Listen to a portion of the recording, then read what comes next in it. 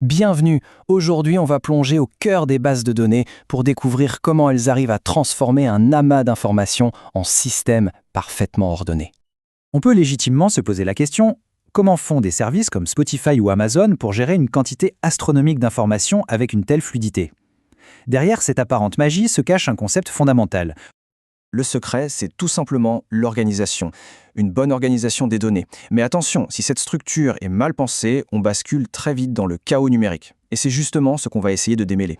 Pour commencer, explorons le problème à sa racine. Le désordre qui peut naître de ce qu'on appelle les données plates. Prenons un exemple parlant, un jeu en ligne. Chaque joueur a un peuple, des villages, une alliance. On pourrait être tenté de tout stocker dans une seule immense structure de données. Ça a l'air simple comme ça, n'est-ce pas? Eh bien, en pratique, pas vraiment. Regardons ça de plus près. Si on cherche l'alliance du joueur Astérix, c'est direct, c'est rapide. Mais si on pose une question plus fine du genre « Quelle est la population totale de tous les villages gaulois ?», alors là, ça devient un vrai casse-tête. Le code se complexifie, il doit tout parcourir, c'est lent, ce modèle montre très vite ses limites. Face à ce désordre, il existe une solution d'une grande élégance. C'est le moment de découvrir l'ordre et la clarté du monde relationnel. Et voici la pierre angulaire de ce système, la table. On l'appelle aussi une relation. C'est net, c'est structuré et c'est incroyablement efficace. Chaque information est bien rangée à sa place, comme on le voit ici avec ces données d'élèves. Dans cette table, chaque colonne a un rôle bien défini. Un nom, c'est ce qu'on appelle un attribut. Le nom, le prénom, la date de naissance, voilà autant d'attributs. Et une ligne, qu'est-ce que c'est? C'est un enregistrement. La ligne rassemble toutes les informations, donc tous les attributs, pour un seul et même élément.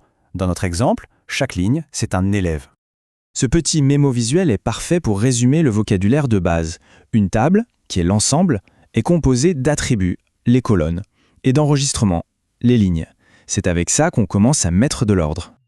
D'accord, mais comment être certain que chaque ligne est bien unique? Et surtout, comment relier les tables entre elles? C'est là que la notion de clé devient essentielle. Revenons à notre liste d'élèves. On a un petit problème qui se profile. Que se passe-t-il si deux personnes ont exactement le même nom et prénom? Comment la machine fait la différence entre deux Jean Garcin? C'est un problème d'ambiguïté.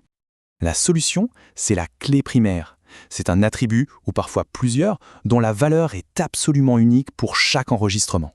C'est un peu comme le numéro de série de chaque ligne de la table. Impossible d'en avoir deux identiques. Et voilà à quoi ça ressemble. On ajoute simplement une colonne, souvent un identifiant numérique comme ID_élève, et le problème est réglé. Un Jean Garcin est l'élève numéro 2, l'autre est le numéro 3. Aucune confusion n'est plus possible. Allons plus loin. On veut maintenant enregistrer les notes.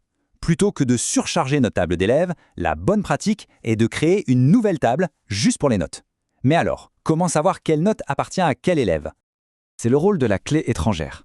C'est une colonne dans notre table de notes qui va faire directement référence à la clé primaire de la table des élèves. C'est le pont, le lien logique qui va connecter les deux tables. On le voit bien ici. Dans la table des notes, la colonne ID_élève n'est pas unique, mais c'est une clé étrangère.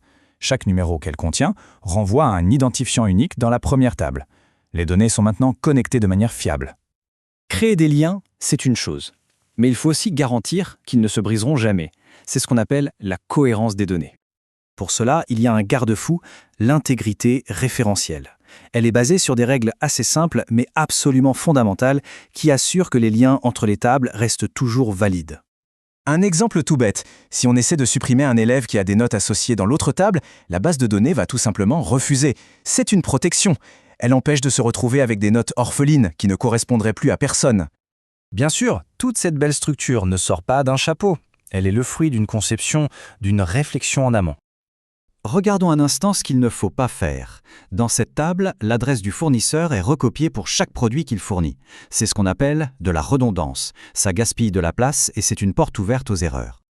Pour éviter ce genre de problème, on ne se lance jamais tête baissée. On commence par modéliser. On identifie les grands concepts, les entités, ici les produits, les fournisseurs, puis les associations, c'est-à-dire les liens qui les unissent. C'est une étape de conception, un plan, avant même d'écrire une seule ligne de code. Au final, ce qu'il faut retenir, c'est que derrière une simple table bien conçue, il y a toute une philosophie de la clarté. C'est une méthode pour décomposer une réalité complexe en petits éléments simples et logiquement connectés. La vraie question, c'est où est-ce que ce type de pensée pourrait nous aider à transformer d'autres formes de chaos en ordre ?